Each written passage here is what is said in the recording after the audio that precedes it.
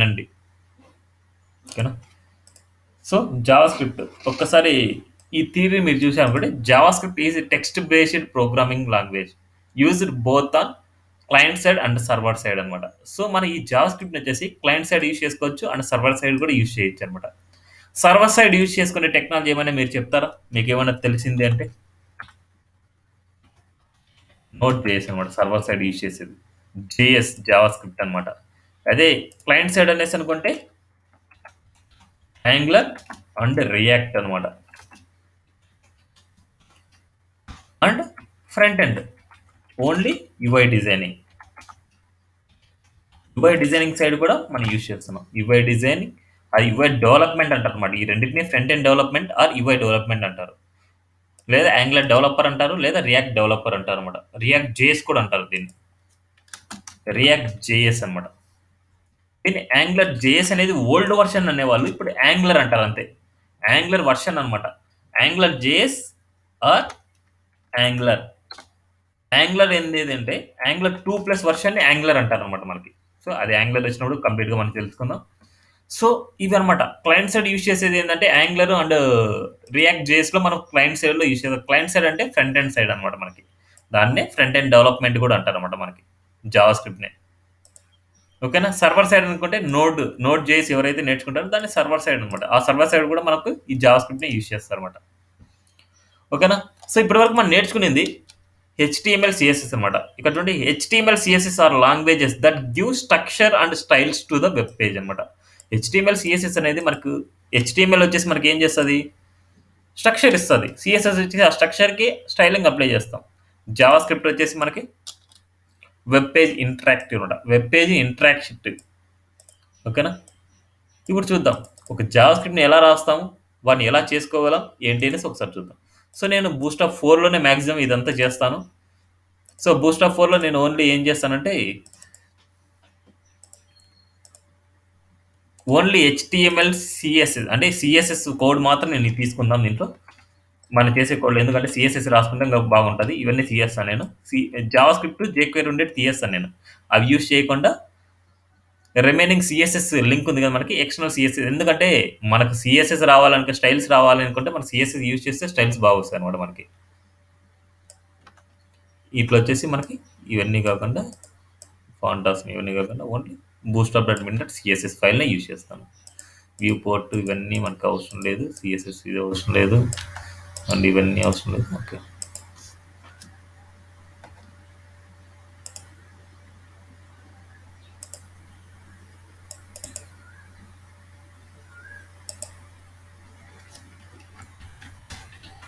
Java script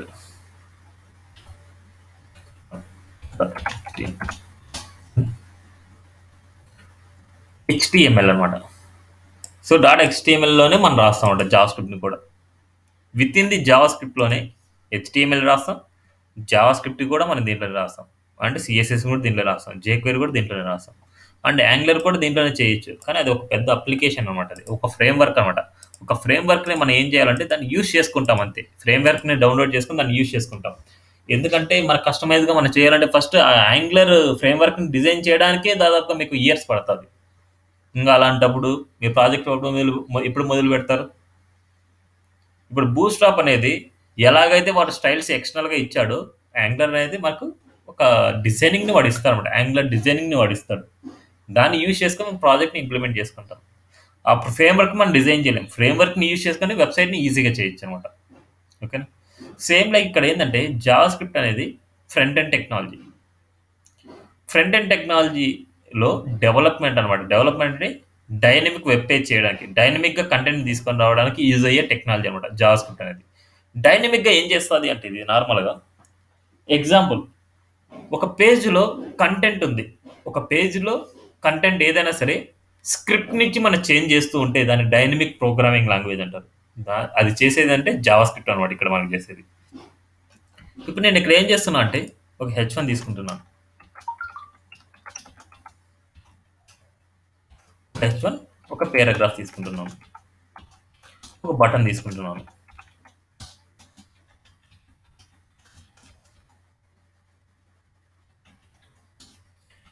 బటన్‌కి class వచ్చేసి నేనేం చేస్తానంటే ఇది ఓన్‌గా మనకి సపోజ్ బటన్‌కి వచ్చేసి బీటీఎం అండ్ బీటీఎం డేంజర్ అనేసి ఇస్తున్నా. పారాగ్రాఫ్‌కి వచ్చేసి ఏదో ఒక హెడ్డింగ్ తీసుకుందాం. ఏదో ఒక కంటెంట్ ఇద్దాం. ఇప్పుడే జావాస్క్రిప్ట్ అనుకోండి. ఈ జావాస్క్రిప్ట్ కోడ్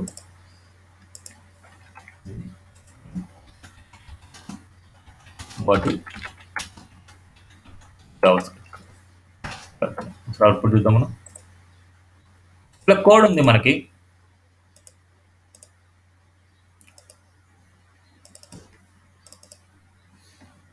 బటన్ మీద మనం రాయలేదు కదా.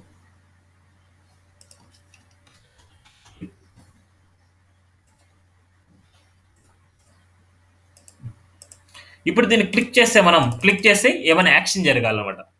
సేమ్ జావాస్క్రిప్ట్ మీనింగ్ ఏంది అంటే మనకి ఇక్కడ యాక్చువల్‌గా జేఎస్ మ్యానిపులేట్ అనమాట.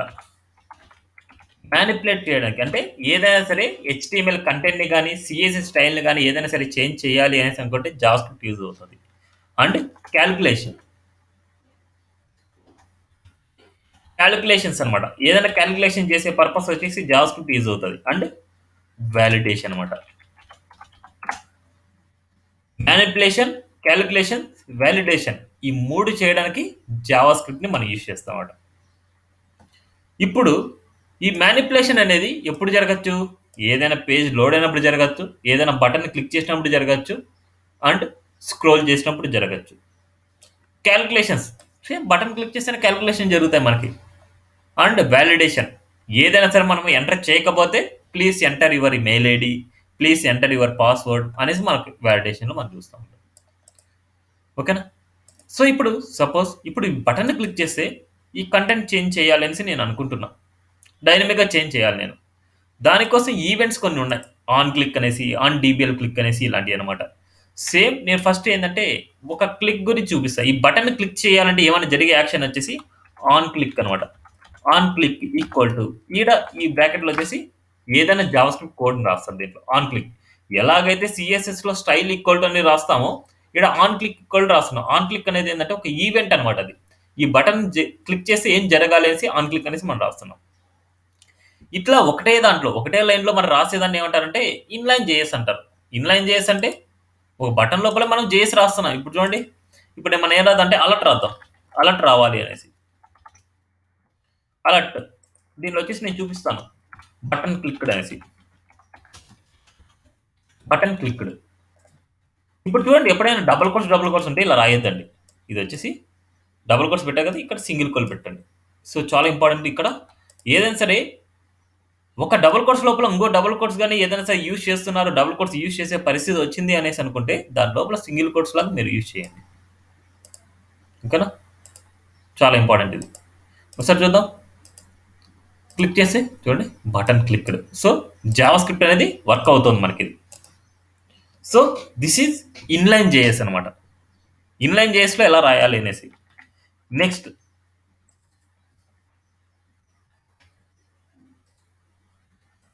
ఇంటర్నల్ అనమాట. ఇంటర్నల్ జేఎస్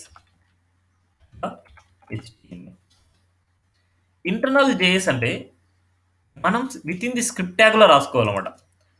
జేఎస్ ఎప్పుడైనా సరే స్క్రిప్ట్ ట్యాగ్లో రాస్తాం. Script tag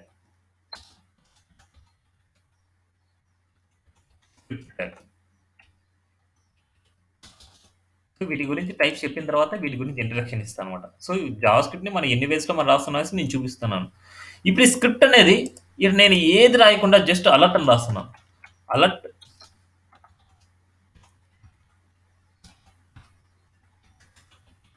script loaded. ఈ స్క్రిప్ట్ వచ్చేసి ఎప్పుడు లోడ్ అవుతుంది మనకి ఎవరైనా చెప్తారా? నేను ఇప్పుడు ఆన్ క్లిక్ అని రాసుకోను. నేను ఆన్ క్లిక్ వద్దు నాకు. ఈ స్క్రిప్ట్ వచ్చేసి నాకు పేజ్తో పాటు లోడ్ అవ్వాలి. ఈ స్క్రిప్ట్ ఎప్పుడు లోడ్ అవుతుంది మనకి? Code execution line by line ఉంది కాబట్టి ఈ పేజ్ కూడా మనకి పేజ్ ఓపెన్ చేయగానే మనకి ఈ స్క్రిప్ట్తో పాటు లోడ్ అయిపోద్ది. ఎందుకంటే మనకు డైరెక్ట్గా మనం రాయేసాం. దాన్ని ఎప్పుడైనా సరే కాల్ చేసినప్పుడు కానీ అలా రాయట్లేదు మనం. డైరెక్ట్గా మనం లోడ్ చేసినప్పుడు మనం రాస్తున్నాం కాబట్టి జస్ట్ చూడండి స్క్రిప్ట్ లోడెడ్. చూడండి ఓకే కొట్టుకొని మనకు అవుట్పుట్ వస్తుంది. ఓకేనా? ఇది ఇంటర్నల్ అనమాట. ఈ ఇంటర్నల్ అంటే విత్ ఇన్ ది స్క్రిప్ట్‌లో రాస్తేనే దాన్ని ఇంటర్నల్ అంటారనమాట. విత్ ఇన్ ది స్క్రిప్ట్‌లో రాసుకోవాలి. జావా స్క్రిప్ట్‌ని విత్ ఇన్ ది స్క్రిప్ట్‌లో రాస్తాం. సీఎస్ఎస్‌ని విత్ ఇన్ ది స్టైల్ ట్యాగ్‌లో రాస్తామన్నమాట. ఓకేనా? ఈ స్క్రిప్ట్ అనేది విత్ ఇన్ ది బాడీలో రాసుకోవచ్చు. విత్ ఇన్ ది హెడ్‌లో రాసుకోవచ్చు. విత్ ఇన్ ది ఎక్కడైనా సరే. బాడీ కింద రాసుకోవచ్చు. అండ్ ఎక్కడైనా రాసుకోవచ్చు మనం. సో, నార్మల్‌గా స్క్రిప్ట్ అనేది మనకి బాడీ కింద రాసుకుంటాం. ఈ ఎలిమెంట్స్ అన్నీ ప్రింట్ అయిన తర్వాత రాసుకుంటాం. అది ఎందుకోసం అనేసి ఒక ఎగ్జాంపుల్ చెప్పిన తర్వాత మీకు చెప్తాను.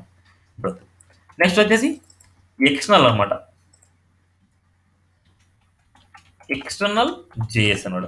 Dot HTML. ఇప్పుడు ఎక్స్టర్నల్ జేఎస్ అంటే మనకి ఏం చేయాలంటే ఈ స్క్రిప్ట్ ఉంది కదా! ఈ స్క్రిప్ట్ వచ్చేసి మనము ఎలాగైతే మనం సీఎస్ఎస్‌ని డాట్ సీఎస్ఎస్ అని రాస్తామో ఈ జావా స్క్రిప్ట్‌ని వచ్చేసి స్క్రిప్ట్ డాట్ జేఎస్ జేఎస్ అనే ఎక్స్టెన్షన్‌తో మీరు ఇవ్వాలన్నమాట. జేఎస్ అనమాట. ఇప్పుడు స్క్రిప్ట్ డాట్ జేఎస్ కదా! ఈ స్క్రిప్ట్ ఫైల్‌లో ఎలా లింకప్ చేయాలంటే SRC equal to script dot JS ఇది లింకప్ చేయడం. ఎక్స్టర్నల్ ఫైల్‌ని మనం లింకప్ చేయాలి అంటే ఇలా అనమాట.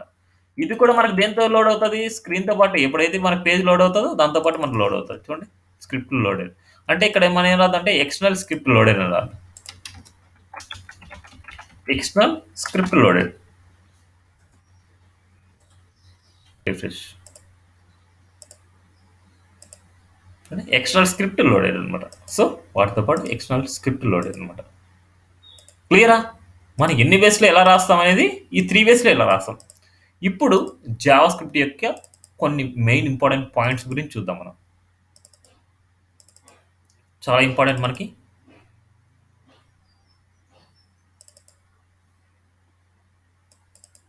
నా దగ్గర ఏదో కొద్దిగా థియరీ ప్రిపేర్ చేసిన ఒక పీడిఎఫ్ లాగా ఉంది. అది డాక్యుమెంట్ లాగా ఉంది. ఆ డాక్యుమెంట్ మీకు షేర్ చేస్తాను.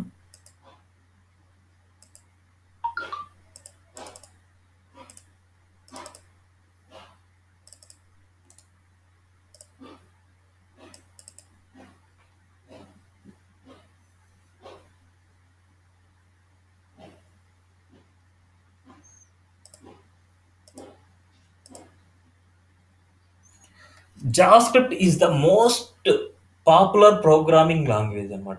So JavaScript is the programming language of web. JavaScript and Java are completely different languages, both in concept and design అనమాట. సో థియరీ కావాలంటే మీరు బుక్‌లో చూసుకున్నా, చదువుకున్నా ఏదైనా సరే మీకు తెలుస్తా ఉంటది. దీంట్లో మెయిన్ పాయింట్స్ ఏంటి అనేసి నేను చెప్తాను.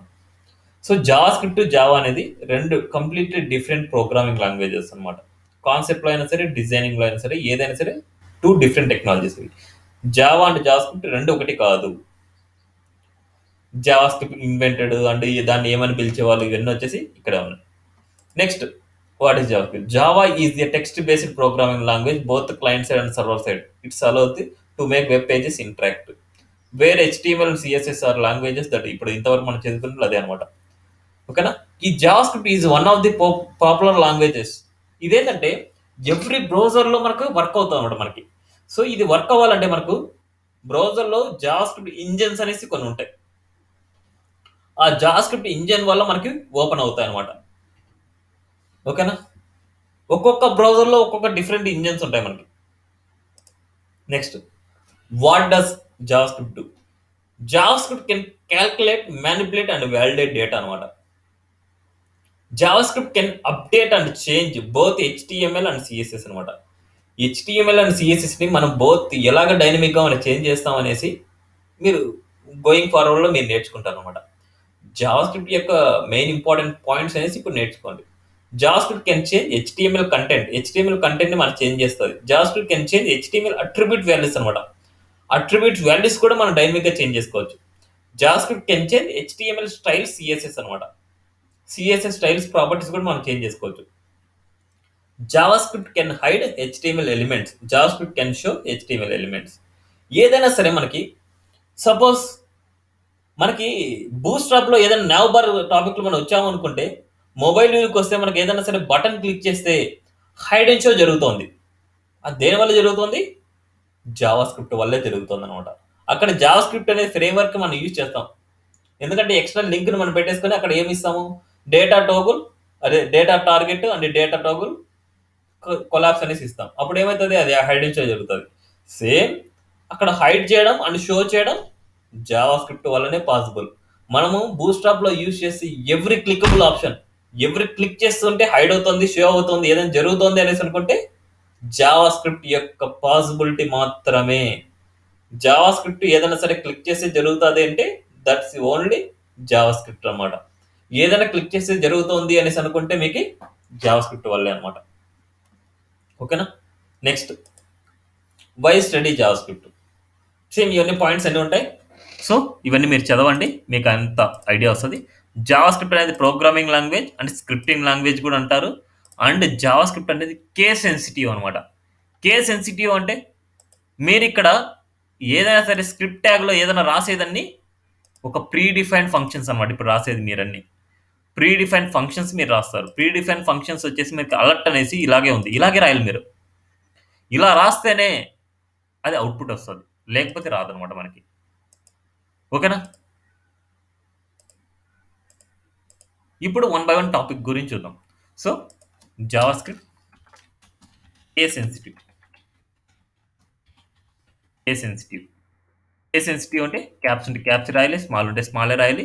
ఎలాగైతే వాడు ఫంక్షనాలిటీ ఎలాగైతే ఇచ్చింటాడో అలాగే మనం రాసుకోవాలన్నమాట. సో ఇప్పుడు కొన్ని పాయింట్స్, ఇప్పుడు మనం ఒక సిలబస్ కాపీ ఓపెన్ చేసుకొని ఒకసారి నేను చెప్తాను, దాంట్లో మెయిన్ పాయింట్స్ ఏంటి, వన్ బై వన్ ఏమి వెళ్దాం అనేసి.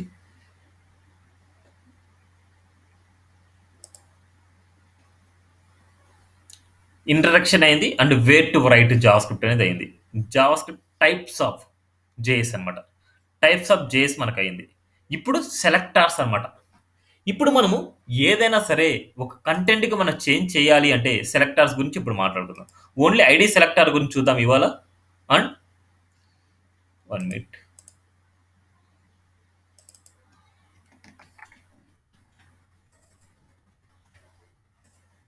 ID selector. ఐడి సెలెక్టర్ చాలా చాలా ఇంపార్టెంట్ మనకు దీంట్లో. ఇప్పుడు మన స్క్రిప్ట్లో ఒకసారి చూద్దాం. ఇప్పుడు స్క్రిప్ట్ని మనం ఇక్కడ రాయకుండా ఇక్కడే ఎందుకు రాయాలనేసి ఇప్పుడు ఎగ్జాంపుల్ మీకు చూపిస్తాను. ఇప్పుడు నేను ఏం చేస్తున్నా అంటే డైనమిక్గా ఈ వాట్ ఈజ్ జావా స్క్రిప్ట్ అనేది మనకు ఐలాండర్ లాగా కన్వర్ట్ అవ్వాలి అంటాను. ఇప్పుడు ఇది ఏదైతే మనం చేంజ్ అవ్వాలనో దానికంటూ ఒక ఐడి రాసుకోవాలి. మీరు గుర్తుపెట్టుకోండి, ఏదైతే మీరు చేంజ్ అవ్వాలనో దానికంటూ ఒక ఐడి రాయాలి. ఐడి వచ్చేసి ఎంఎస్జి అని రాసుకుంటున్నాం, ఐడి మెసేజ్ అనేసి. ఇప్పుడు మనకు స్క్రిప్ట్లో మనం రాస్తున్నాం. ఇప్పుడు ఆ మెసేజ్ని ఫస్ట్ ఐడెంటిఫై చేయాలి. ఈ హోల్ డాక్యుమెంట్లో ఈ మెసేజ్ ఐడి ఎక్కడైతే ఉందో దాన్ని ఐడెంటిఫై చేద్దాం. దాన్ని ఎలా రాయాలంటే డాక్యుమెంట్. ఈ డాక్యుమెంట్ అనేది ఇప్పుడు మనం రాసేదాన్ని ఎవ్రీథింగ్ చాలా ఇంపార్టెంట్ మనకి. ఇదంతా case sensitive. Document dot get అనమాట. Get element by ID. ఇదంతా క్యామెల్ కేస్ అనమాట. క్యామెల్ కేస్ అంటే ఏంటంటే మనకి ఫస్ట్ వర్డ్లో ఫస్ట్ లెటర్ స్మాల్లో ఉంటుంది, సెకండ్ వర్డ్ క్యాప్స్, థర్డ్ వర్డ్లో first letter caps, and fourth వర్డ్లో క్యాప్స్, అండ్ ఫిఫ్త్ వర్డ్ వచ్చినా సిక్స్త్ వర్డ్ వచ్చినా ఏమొచ్చినా సరే మనకి క్యాప్స్ ఉండాలి. ఇది క్యామెల్ కేసులోనే మనకు వర్క్ అవుతుంది. ఇది క్యామెల్ కేసులోనే మీరు ఇవ్వాలి. In case small letter small ఈ ఇచ్చినా సరే అది వర్క్ అవ్వదు. ఓకేనా? Document dot get element by ID. Get element by ID. A element మనం ఐడి చేయాలి? ఇక్కడ డబల్ కోట్స్లో మీరు రాయాలి. ఇక్కడ వచ్చేసి ఎంఎస్జి. ఇది ఐడెంటిఫై చేసే మెథడ్ అనమాట. ఇక్కడి వరకు అయితే మనం ఐడెంటిఫై చేసాం. ఎప్పుడైనా గుర్తుపెట్టుకోండి, ఏదైనా సరే ఒక ఎలిమెంట్ లోపల ఉండే కంటెంట్ని మీరు చేంజ్ చేయాలి అంటే, ఒక ఎలిమెంట్లో ఉండే కంటెంట్ని మీరు చేంజ్ చేయాలి అనేసి అంటే own and only dot inner HTML అనే ఫంక్షన్ అనమాట. Inner HTML. ఏదైనా ఎక్కువ ఎలిమెంట్ లోపల కంటెంట్ లేకపోయినా నో ప్రాబ్లం. ఆ కంటెంట్ని మనం సెట్ చేయాలి. ఏదైనా సరే కంటెంట్ని తీసేయాలి, ఏదో కంటెంట్ని మనం గెట్ చేసుకోవాలి, ఏదైనా సరే మనం చేయాలి అంటే దాన్ని ఏదైనా సరే మనం చేంజ్ చేయాలి అనేసి అనుకుంటే హెచ్టిఎంఎల్ కంటెంట్ని అంటే విత్ ఇన్ ది ఎలిమెంట్లో ఉండే కంటెంట్ని మనం చేంజ్ చేయాలి అనేసి అనుకుంటే ఏ దాంట్లో అయినా సరే డాట్ ఇన్నర్ హెచ్టిఎంఎల్ అనేది యూజ్ చేస్తాం. ఇప్పుడు ఏం చేస్తున్నాం? మెసేజ్ అనే ఐడిలో ఉండే కంటెంట్ని చేంజ్ చేయాలనుకోండి dot inner HTML equal to ఇది స్ట్రింగ్ అయితే డబుల్ కోట్స్లో మీరు రాయాలన్నమాట. స్ట్రింగ్ అయితే డబుల్ కోట్స్లో మీరు రాయాలి. ఇప్పుడు చూడండి, ఐలాండర్ టెక్నాలజీస్ పిపిటి ఎల్టీడి ఇలా ఇస్తున్నాను. ఇప్పుడు చూడండి, ఈచ్ ఇది ఒక స్టేట్మెంట్ అనమాట. ఈచ్ స్టేట్మెంట్కి వచ్చేసి మనకు సెమీకోలన్తో డివైడ్ చేయాలి. స్టేట్మెంట్ అంటే ఏంటంటే ఎగ్జిక్యూటబుల్ ఇన్స్ట్రక్షన్ అనమాట. Executable instruction. ఎగ్జిక్యూటబుల్ ఇన్స్ట్రక్షన్నే మనకు ఒక స్టేట్మెంట్ అంటారు అనమాట. ఇది ఒక ఎగ్జిక్యూట్ అవ్వాలి. ఇది ఒక స్టేట్మెంట్ అనమాట. ఇంకో స్టేట్మెంట్ మనం రాయాలి అనుకుంటే ఇక్కడ సెమీకోలన్ ఇచ్చిన తర్వాత ఇంకో స్టేట్మెంట్ రాయాలన్నమాట. మనం ఎలాగైతే సిఎస్ఎస్లో ప్రాపర్టీకి సెమీకోలన్ డివైడ్ చేస్తామో సేమ్ ఇక్కడ ఒక స్టేట్మెంట్కి మనం సెమీకోలన్ ఇవ్వాలన్నమాట. అది ప్రాపర్టీ బేస్డ్, ఇది స్టేట్మెంట్ బేస్డ్. అంటే ఏమంటారంటే ఫంక్షనల్ బేస్డ్ అనమాట. ఇది ఫంక్షనల్ బేస్డ్ జావా స్క్రిప్ట్ అనేది ఫంక్షన్ బేస్ చేసుకొని మనం రాస్తూ ఉంటాం. ఇప్పుడు ఇది చూద్దాం, అది వర్క్ అవుతుందా వర్క్ అవ్వదా, అసలు ఏంటి ప్రాబ్లం అనేసి ఒకసారి చూద్దాం.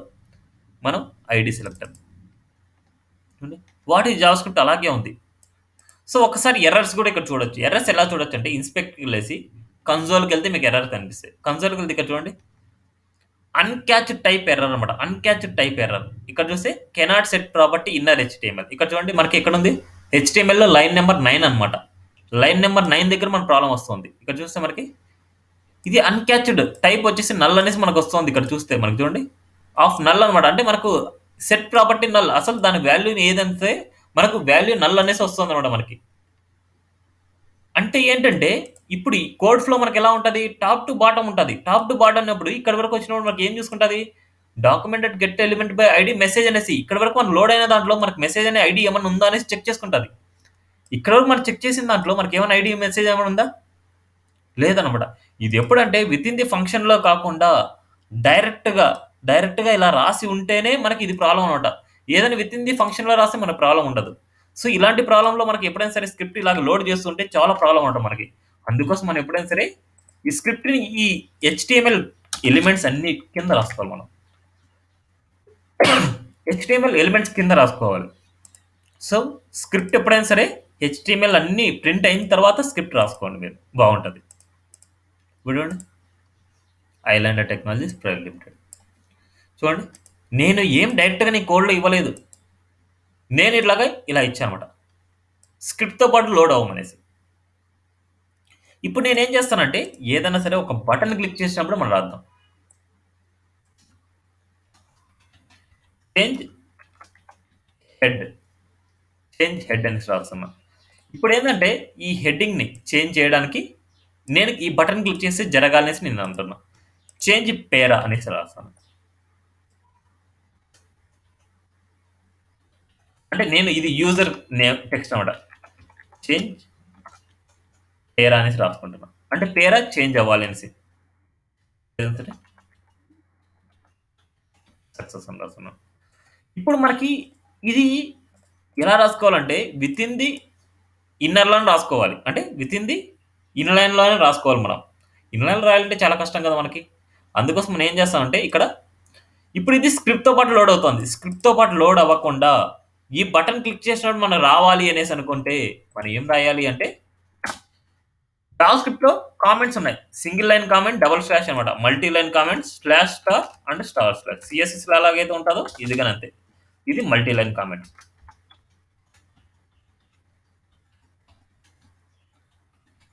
మల్టీ లైన్ కామెంట్స్ అనమాట. ఇప్పుడు మనం ఫంక్షన్ బేస్తో రాస్తున్నాం. ఫంక్షన్ ఎలా డిక్లేర్ చేస్తామంటే ఫంక్షన్ అనమాట. ఫంక్షన్ కీవర్డ్ అనమాట. ఇది జావా స్క్రిప్ట్ కీవర్డ్. ఇది function and function name one అని పెట్టుకోవచ్చు, లేదా చేంజ్ హెడ్ అనేసి పెట్టుకుంటాం. అంటే హెడ్డింగ్ అనేసి ఇలా అయినా మనం రాసుకోవాలి. మీనింగ్ఫుల్గా మనం రాసుకోవాలంటే ఇలాగా. ఇప్పుడు ఈ ఫంక్షన్ వచ్చేసి ఈ ఫంక్షన్ ఎగ్జిక్యూట్ అయినప్పుడు ఏం జరగాలనేసి ఇక్కడ రాస్తున్నా. ఇప్పుడు నేను అదే రాస్తున్నా. అదే కంటెంట్లో వచ్చేసి ఐలాండర్ టెక్నాలజీ ప్రైవేట్ లిమిటెడ్ అవ్వాలి. ఓకేనా, అదే దాంట్లో చేంజ్ హెడ్డింగ్ వచ్చేసి, లేకపోతే మనకి ఏంటంటే చేంజ్ కంటెంట్ అని పెట్టుకుందాం ఒకటేసారి. చేంజ్ కంటెంట్ అప్పుడు మనకి ఇన్నెందుకు, మనకి ఒకటేసారి చేంజ్ కంటెంట్. ఇప్పుడు చూడండి ఇప్పుడు మన హెడ్తో పాటు మనకి పేరాగ్రాఫ్ కూడా మనకి చేంజ్ అవ్వాలి అనేసి అనుకుంటే ఈ పేరాగ్రాఫ్ కూడా మనం ఒక ఐడిని ఇవ్వాలి. ఐడి వచ్చేసి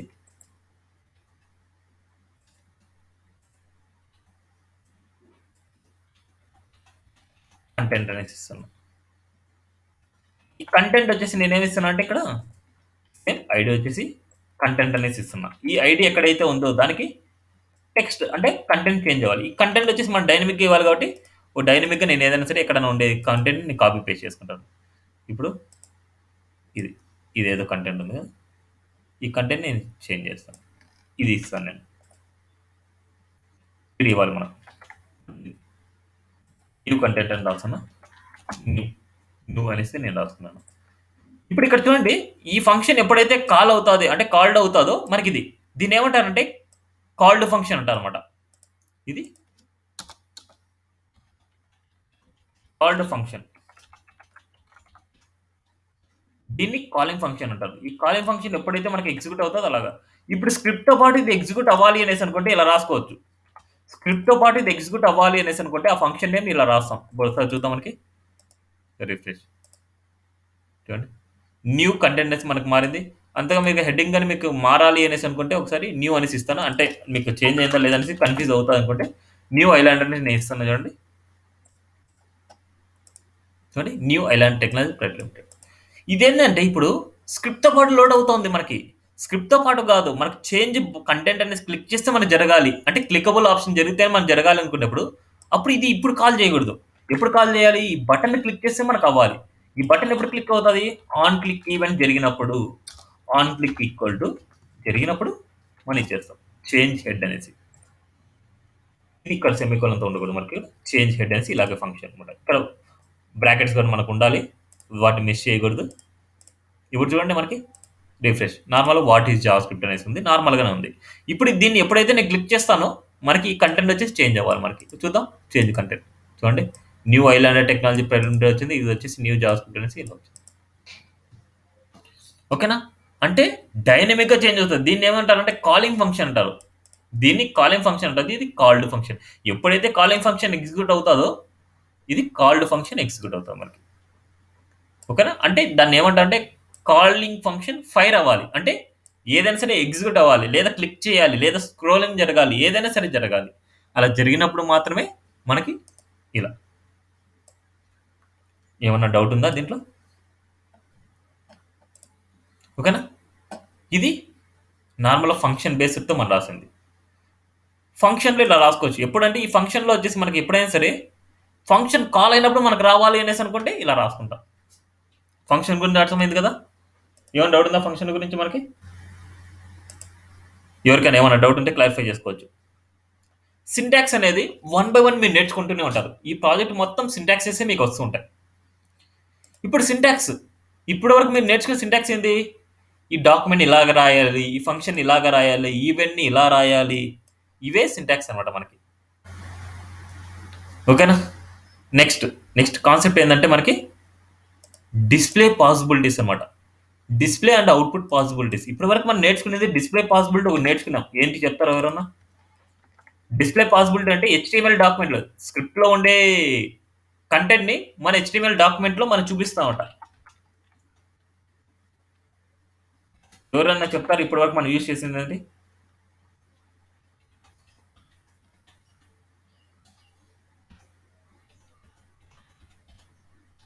ఎవరైనా చెప్తారా? ఇప్పటి వరకు మనం నేర్చుకున్న డిస్ప్లే పాసిబిలిటీస్ ఏమున్నాయి?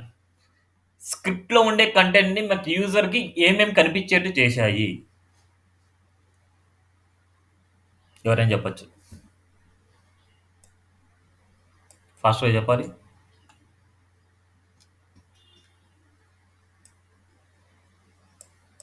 స్క్రిప్ట్లో ఉన్న కంటెంట్ని ఏమేమి చేశాయి? అలాగే సైలెంట్గా ఉండండి.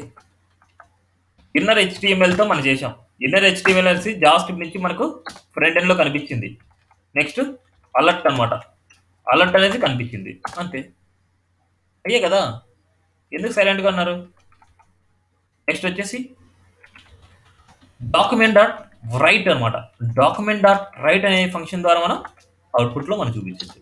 నెక్స్ట్ కన్సోల్ డాట్ లాగ్ ద్వారా, కన్సోల్ డాట్ లాగ్ ద్వారా వచ్చేసి మనం డిస్ప్లే అంటే జావా స్క్రిప్ట్లో ఉండే కోడ్ని మనం చూడొచ్చు అనమాట. జావా స్క్రిప్ట్లో ఉండే కోడ్ని ఈ 4 మెథడ్స్లోనే మనం చూడొచ్చు. ఒకటి inner HTML, with in the ఎలిమెంట్లో మనం ఏదైనా చూపించాలనుకుంటే విత్ ఇన్ ది ఎలిమెంట్లో చూపించాలంటే డాట్ ఇన్నర్ హెచ్టిఎంఎల్ అనేసి మనం యూజ్ చేస్తాం. అలర్ట్లో చూపించాలంటే అలర్ట్ అనేసి మనం యూజ్ చేస్తాం.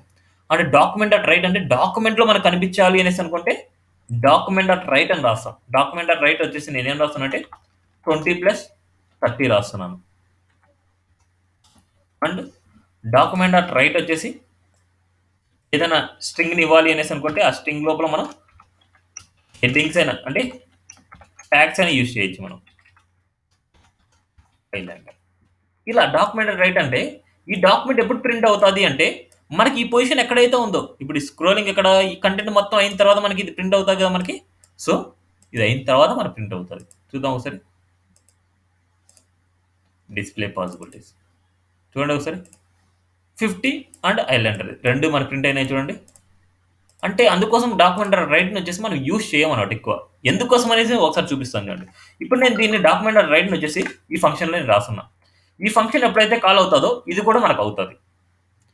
ఇప్పుడు ఎప్పుడైనా సరే విత్ ఇన్ ది ఫంక్షన్లో మనకు డాక్యుమెంటరీ రైట్ రాశాము అనేసి అనుకుంటే ఎప్పుడైనా సరే మనం రాశాము అనేసి అనుకుంటే ఇప్పుడు చూడండి ఈ రెండు కామెంట్లు పెడుతున్నాం. ఫస్ట్ దీన్ని అవుట్పుట్ చూపించిన తర్వాత మళ్ళీ ఆ డాక్యుమెంటరీ రైట్ని నేను చూపిస్తాను. ఇప్పుడు నేను ఏం చేస్తున్నాను, ఇప్పుడు చేంజ్ కంటెంట్ అంటే చేంజ్ కంటెంట్ మనకు మారిపోతుంది. ఇప్పుడు ఈ చేంజ్ కంటెంట్ క్లిక్ చేస్తే దాంతో పాటు మనకి ఇవి కూడా ప్రింట్ అవ్వాలనేసి నేను ఇస్తున్నాను. ఇవి కూడా ప్రింట్ అవ్వాలనేసి నేను ఇస్తున్నాను. ఒకసారి చూద్దాం మనకు ప్రింట్ అవుతుందా లేకపోతే ఏమవుతుంది అనేసి. చూడండి ఏమైంది, మన చేంజ్ కంటెంట్ అనేది క్లిక్ చేయగానే ఉన్న కంటెంట్ ముందు ఎరేజ్ అయిపోయింది.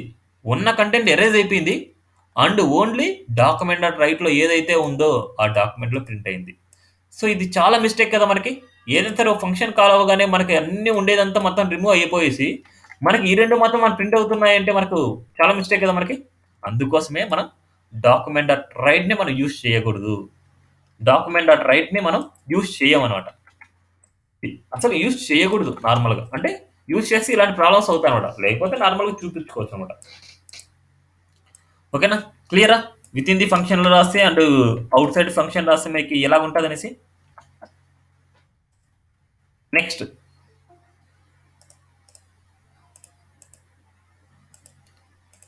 వచ్చేసి మనకి డిస్ప్లే పాసిబిలిటీ కన్సోల్ ఉందన్నమాట. కన్సోల్ డాట్ లాగ్ అనమాట. ఈ కన్సోల్ డాట్ లాగ్ వచ్చేసి చాలా ఇంపార్టెంట్ అనమాట. ఎవరైనా సరే ఏ డెవలపర్ అయినా సరే మనకి యూజ్ చేసేది కన్సోల్ డాట్ లాగ్ అని చేస్తామన్నమాట. ఇక్కడ వచ్చేసి నేను చూడండి 40+50 ఇదేంటంటే మనకి అలర్ట్ రాస్తే మనకి ఏమవుతుంది, అలర్ట్ లాగా మనకు కనిపిస్తుంది. నెక్స్ట్ హెచ్టిఎంఎల్ రాసేంది మన అవుట్పుట్లో కనిపిస్తుంది. మనకి అవుట్పుట్లో కనిపించకుండా మనకు ఏదైనా సరే మనకు ఈ స్క్రిప్ట్లో ఉండే కంటెంట్ని చూసుకోవాలి అంటే కన్సోల్ డాట్ లాగ్ అనమాట. ఎందుకంటే ఏదైనా సరే మనకి అవుట్పుట్లో కనిపిస్తుందంటే చాలా డిస్టర్బ్ అవుతుంది. మరి ఇప్పుడు చూడండి స్క్రిప్ట్తో పాటు ఇది లోడ్ అయింటుంది. మనకి స్క్రిప్ట్తో పాటు లోడ్ అవుతుంది. ఇక్కడ చూడండి మనకు అవుట్పుట్లో ఎక్కడైనా కనపడదు. చూసుకోవాలంటే ఇన్స్పెక్ట్కి వెళ్ళేసి కన్సోల్కి వెళ్తే మరి ఇక్కడ కనిపిస్తుంది. ఇది సో రాలేదు. సో మనం రాసిన కరెక్టేనా, కన్సోల్ డాట్ లాగ్ మనం రాసింది డిస్ప్లే పాసిబిలిటీ అదేనా ఓపెన్ అయింది. ఇది కదా మనకి డిస్ప్లే పాసిబిలిటీ. ఇది ఇన్స్పెక్ట్ చేస్తున్నాను చూడండి కన్సోల్ డాట్ లాగ్ 90 వచ్చింది చూడండి మనకి. ఓకేనా 90 ఇది కన్సోల్ డాట్ లాగ్ అనమాట. కన్సోల్ డాట్ లాగ్ ఇక్కడ ఉంటుంది. దీంట్లోనే ఎర్రర్స్ కనిపిస్తాయి. దీంట్లోనే మనకి అవుట్పుట్ చూసుకోవచ్చు. అంటే ఫ్రంట్ ఎండ్లో మనకి ఏది చూసుకోకుండా మనకు కన్సోల్లో చూసుకుంటే మనకు బెనిఫిట్గా ఉంటుంది. అందుకే డిస్టర్బెన్స్ అవ్వకుండా మనకి చేసుకోవాలంటే ఎక్కువ మంది యూజ్ చేసే కన్సోల్ అనేది యూజ్ చేస్తారు. ఇక్కడ క్యాలిక్యులేషన్ చేసుకోవచ్చు కావాలంటే ఇదే మనకు చూడండి 30+40 ఎంత 70 వచ్చింది చూడండి. ఇక్కడి నుంచి మనము ఏదైనా స్టైల్ టెక్స్ట్ చేసుకోవడానికి ఇప్పుడు నేను దీనికి డైనమిక్గా స్టైల్స్ అప్లై చేస్తాను. చూద్దామా, దీనికి డైనమిక్గా స్టైల్స్ అప్లై చేస్తాను. ఇప్పుడు చూడండి డాక్యుమెంట్ డాట్ చూడండి అన్ని లొకేషన్ అండ్ యూఆర్ఎల్ ఇవన్నీ ఉన్నాయి. Document dot get element by ID. Get element by ID ఏం మెసేజ్ ఇప్పుడు మనకు ఈ పేజ్లో ఉండే ఐడీస్ అన్నీ వస్తాయి మనకి ఇక్కడ ఎంఎస్జి అనమాట. మెసేజ్కి వచ్చేసి మనకి డాట్ ఏదైనా సరే సిఎస్ఎస్ అప్లై చేయాలి అనేసి అనుకుంటే మీరు స్టైల్ అనేసి యూజ్ చేయాలి. స్టైల్ డాట్ ఏదైనా సరే ప్రాపర్టీ మీరు రాస్తున్నారంటే కలర్ అనమాట. COLOR కలర్ ఈక్వల్ టు ఇది డబుల్ కోట్స్లో రాయాలి రెడ్.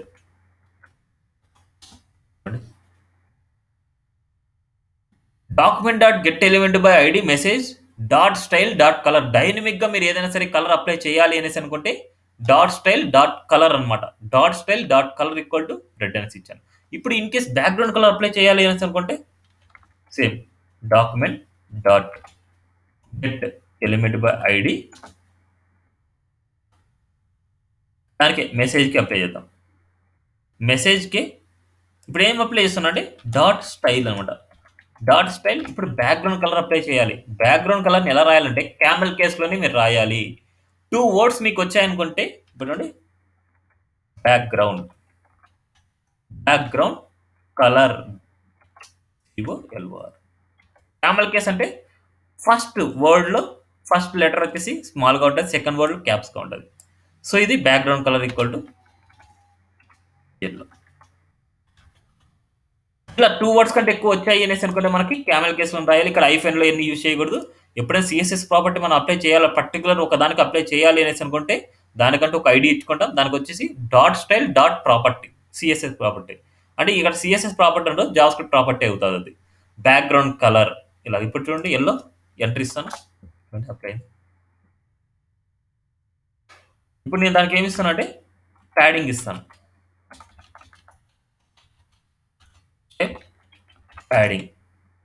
ప్యాడింగ్ వచ్చేసి నేను 20 పిక్సెల్ ఇస్తాను.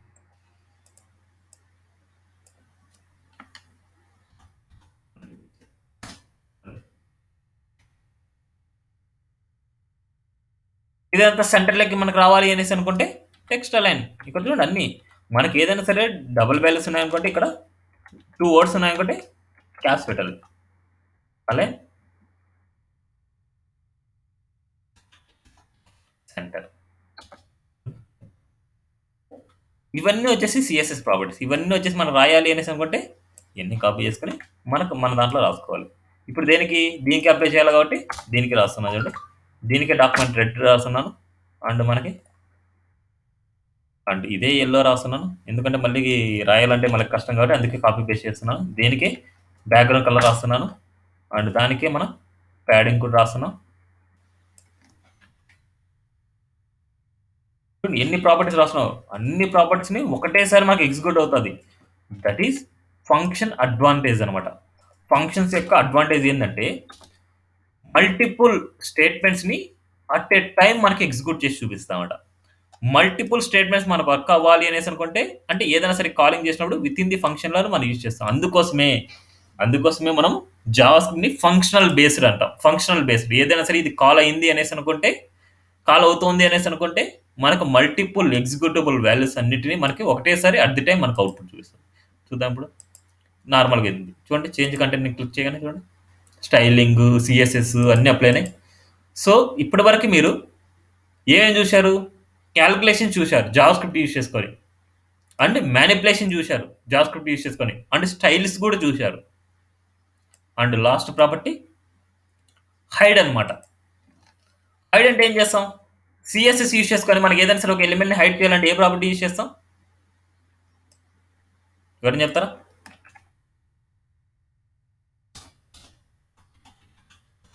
ఎందుకు సైలెంట్ ఉండొద్దండి, నాకు నచ్చదు.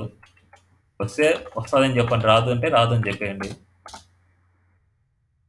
సిఎస్ఎస్ ప్రాపర్టీస్లో ఏదైనా ఒక ఎలిమెంట్ని హైడ్ చేయాలంటే ఏ ప్రాపర్టీ యూజ్ చేస్తాము?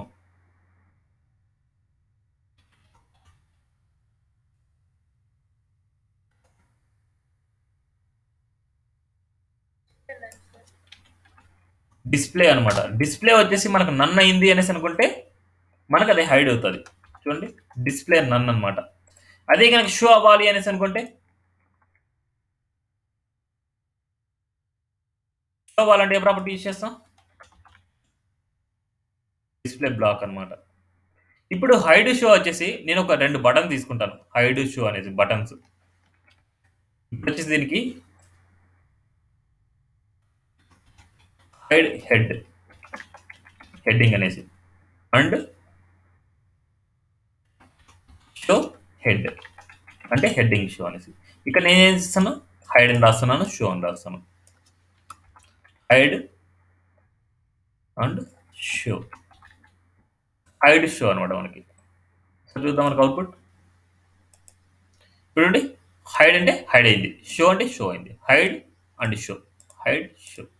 ఎక్కడైనా సరే మనకు హైడ్ షో జరుగుతుందని దాని మీనింగ్ ఏంటి? మనకి సేమ్ ఇది. ఈ రెండు ఒకటే ఫంక్షన్ మనకు వర్క్ అవ్వాలనుకుంటే దాన్ని టోగుల్ అంటారు. అది జేక్వెరీ ప్రాపర్టీ అనమాట. ఆ జేక్వెరీ వచ్చేసి మళ్ళీ తర్వాత మీరు నేర్చుకుంటారు అనమాట. ఓకేనా? ఇప్పుడు చేంజ్ కంటెంట్ అవుతుంది, హైడ్ అంటే హైడ్ అవుతుంది, అండ్ షో అంటే షో అవుతుంది, అండ్ క్లిక్కబుల్ అంటే మనకు ఏది క్యాలిక్యులేషన్ మనం చేయలేదు కదా, ఇక్కడ చూపించాను కదా క్యాలిక్యులేషన్ గురించి. సో అలా క్యాలిక్యులేషన్స్ కూడా మనం చేయొచ్చు. దిస్ ఈస్ టుడే క్లాస్ అనమాట. సో ఇప్పటివరకు మనం నేర్చుకునేది ఒక్కసారి రీకాల్ చేద్దాం. Introduction and where to write and types of JS and selector ID, syntaxes, comments, display output possibilities. Statement అంటే నేను చెప్పాను. స్టేట్మెంట్ అంటే ఏం చెప్పాను నేను? ఎగ్జిక్యూటబుల్ ఇన్స్ట్రక్షన్స్ అనమాట. ఈ స్టేట్మెంట్కి మనం సెమీకోలన్స్ ఇవ్వాలన్నమాట. రేపు గెట్ టు సెట్ అట్రిబ్యూట్ చేద్దాం. రేపు గెట్ టు సెట్ అట్రిబ్యూట్ చేసి దాని మీద ఒక చిన్న ఎగ్జాంపుల్ చేద్దాం. అప్పుడు ఒక ఐడియా ఉంటుంది మీకు. ఓకేనా?